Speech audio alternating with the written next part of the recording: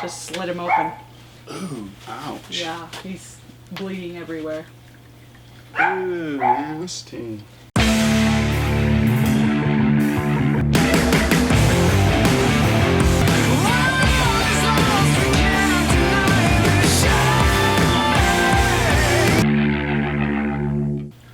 Have you ever reproduced, Jeremiah? Nope. Never bred her. Oh. She kills them all. Oh, yeah.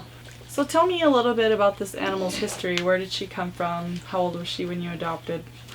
She came from a local pet store here that was open for a little while, and they had her exported in through their supplier, whoever he was. So she was snatched straight out of the jungles of Guyana and shipped halfway around the world. They had her in the pet store. I was working on a deal with them to try and do a consignment thing. Let them have them let me rent a shelf and put tarantulas in the store, but I would maintain care and upkeep and whatnot, and give them a small percentage for using their store space. And that kind of piqued her interest in tarantulas, and she saw these guys on her suppliers list and just had to get one. And of course kept it wrong.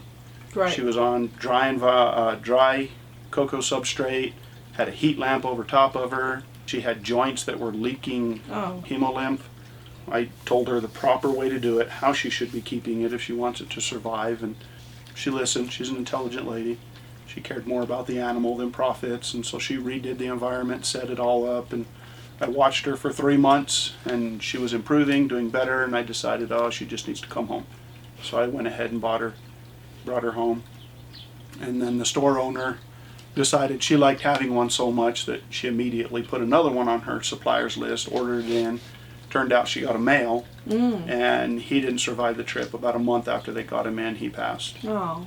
Because he was an export as well. How long ago was that so how big was she? About this size. Well, really? A little smaller. I mean, she's molted multiple times with me, but she was a full-grown adult. Oh, wow. And that was in, I'm trying to think where I was, 2007? So 10 years ago? Yeah, I think it was 2007 when I got her. Wow. So I have no idea her age. She was an adult when I got her. I just know that since I've gotten her, she's stretched out a little bit, and she's definitely gotten thicker. Nice. Well, let's take a look. Obviously, I love this enclosure. It's incredible. Tell me a little bit about this setup. It's all alive. Everything in there's living, except for the fountain, which is molded plastic, and one of the logs at the rear is actually a molded resin log as well, but everything else is cork bark or natural wood. The plants are all alive. There's nothing synthetic. What kind of plants are those? Do you know? I got the list in my notes. Could I tell you from memory? Heck no. There's too many. I do have an African violet. I had several African violets, but I had to pull some out because they were just thriving too well.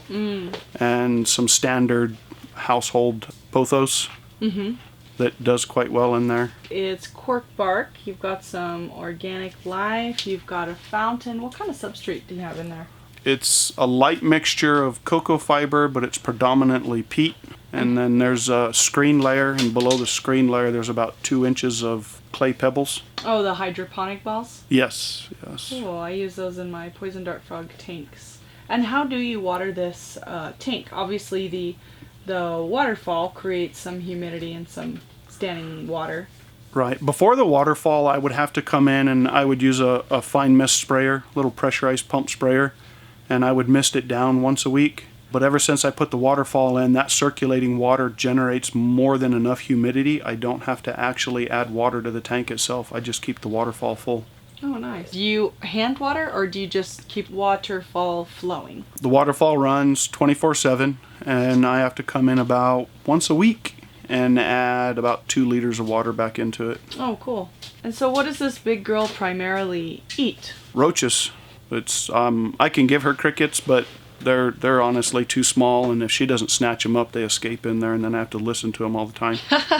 So I feed her dubia. I'll feed her some of the larger females that I can that hopefully aren't gravid. And when my hisser colony is booming, I'll give her a big fat female hisser.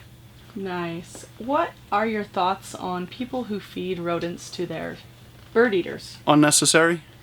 I think most of them do it for show. It's definitely not necessary for their diet. Yes, they're going to take down birds, rodents, reptiles in the wild, but the vast majority of their diet is insects. Right. It's not a nutritional requirement, so it's not necessary to be done. I have fed pinkies or fuzzies to big bird eaters who I think are deficient or on a downward spiral, and that's brought them up. But in general, I do not feed rodents to tarantulas. And I actually think feeding primarily rodents to tarantulas, probably too fatty a diet. Too fatty, and I know the whole calcium thing's a huge debate, but chemically speaking, calcium does inhibit chitin production and distribution. And since their exoskeleton is made of chitin, if they've got too much calcium in their diet, from a chemical standpoint alone, forget the argument, it's going to inhibit the production of the chitin within their body. Right, which obviously can lead to all kinds of things resulting in death. Tarantula molting and exoskeleton production are pretty vital. Right. The argument is that it produces the wet molts. There's really no conclusive proof on that, but... Do you know of any remedy for that if somebody finds themselves in that situation? With a wet molt? Mm-hmm. I don't know.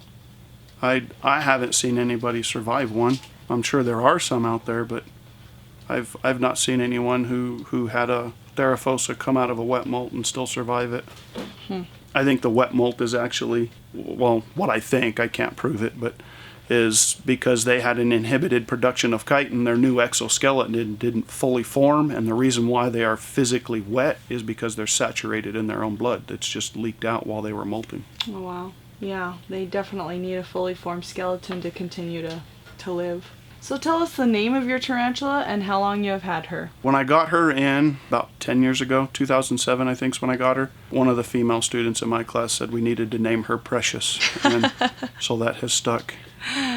Oh yes, my kids have named many an animal, some goofy names sometimes. Oh yes, Scoolman is a teacher as well, so that's kind of fun.